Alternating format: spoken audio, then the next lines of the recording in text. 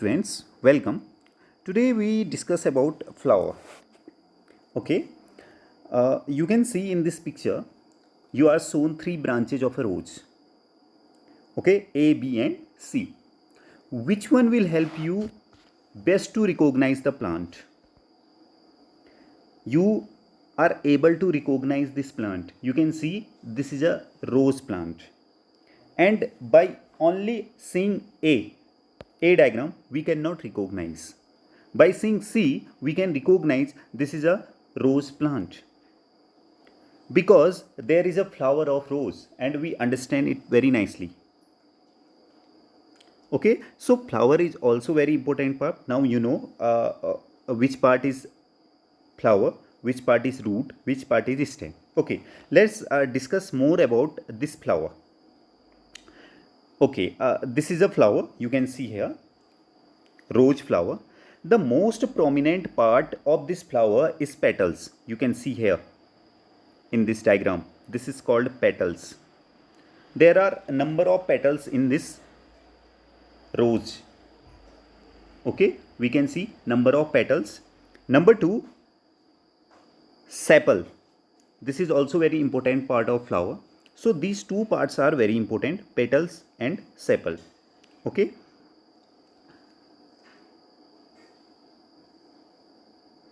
And this sepal, you can see this is just leaf like structure.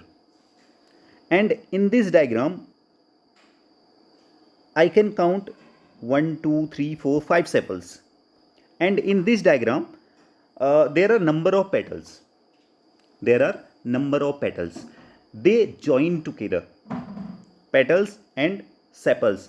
They join together or not? This is my question to you. Are they joined together? No. Or yes? What are the colors of petals and sepals? You can observe. How many petals does the flower have?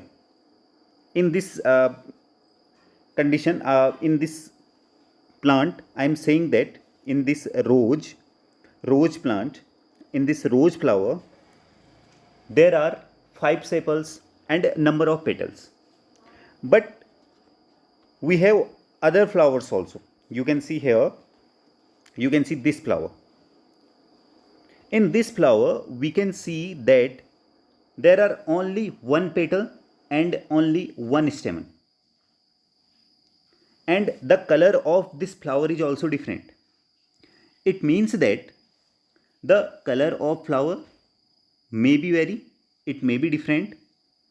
And about the most prominent part, which is petals, it may be possible that different number of petals in different flowers, like the structure of sepal also. Okay, so this is important point. Okay, so we can see in this diagram that only one petals, only one stamen.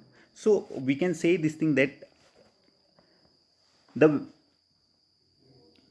number vary of stamen and petals in every flower, and also color is different flowers have different colors. I should say different flowers have petals of different colors. By petal we recognize the color of flower also. Okay, now next thing, you can see this is another flower. Okay, now we know about two things. Number one, petals, and number two, sepal. Okay, petal and sepal. But now we have another two important part of this flower. Number one, male productive part, and number two, female productive part. Male productive part, this is stamen, which is called stamen. You can see here number of stamens are here. This is male productive part. And there is most inner part, which is female productive part, which is called pistil. You can see here pistil. This part is called pistil. Okay, and this part is called stamen. You can see. Okay, we can further explain this one. This is just like this.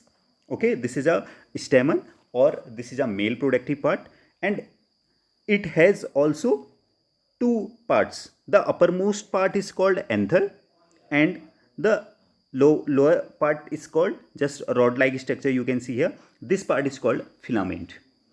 Stamen, this is a male productive part, and this male productive part has two things. Number one, anther, and number two, filament.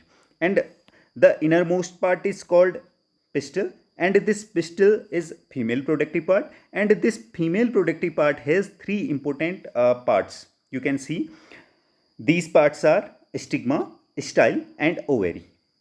You should know this diagram very nicely. You should learn this thing, what is stigma, what is style, and what is ovary. This pistil is a female productive part, and this stamen is a male productive part. Male productive part has two parts. Number one, anther. Number two, filament. Like that, pistil has three parts: stigma, style, and ovary. Got it? And we should know how to label the diagram of the pistil of flower. Okay. Now further we can divide this